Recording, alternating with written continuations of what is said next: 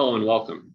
In this worked example, we're considering a skydiver. And right away, if you just sort of say paper one, skydiver question, terminal velocity, it's got to be choice C without even reading the question, then you'd be incorrect because this is looking at displacement against time. This is what a velocity time graph looks like when we reach terminal velocity, right? Like we level off to a constant terminal sort of velocity. And so students that maybe just are so efficient in their working that they just like skydiver question, terminal velocity C will be incorrect here. So it's not choice C.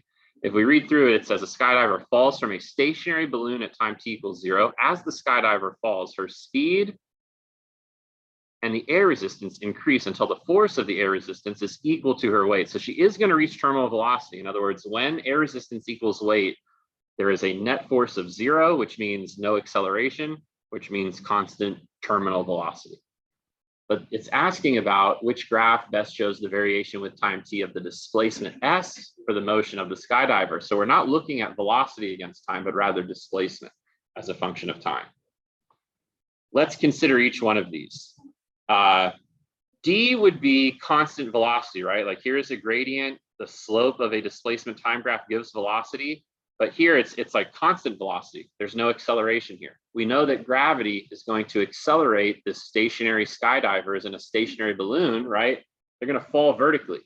So here there's no acceleration on this graph. This is just something moving at constant velocity all the while. And so this is a little bit too simple, right? This is constant velocity with no acceleration. What does acceleration look like on a displacement time graph? If we remember that the slope of displacement time is velocity and acceleration is a change in velocity, right? Like that's what acceleration is, the rate of change of velocity. So a changing velocity means a changing slope, okay, on a displacement time graph. That is to say, here's a slope that is shallow, that gets steeper, steeper still. A is a situation, acceleration without limit. It continues curving upward. This would be acceleration with no wind resistance. Here, air resistance is important.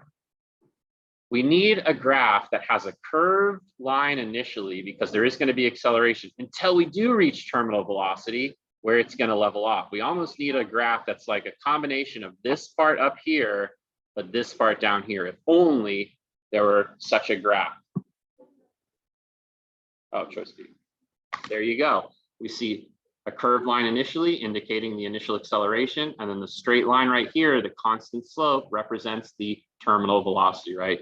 C would be correct if we could change this to like a V. There's a good velocity time graph, right? Where the forces start to become, the drag force becomes more pronounced until it's eventually going at a top speed, which would be equal to the slope of this one, okay?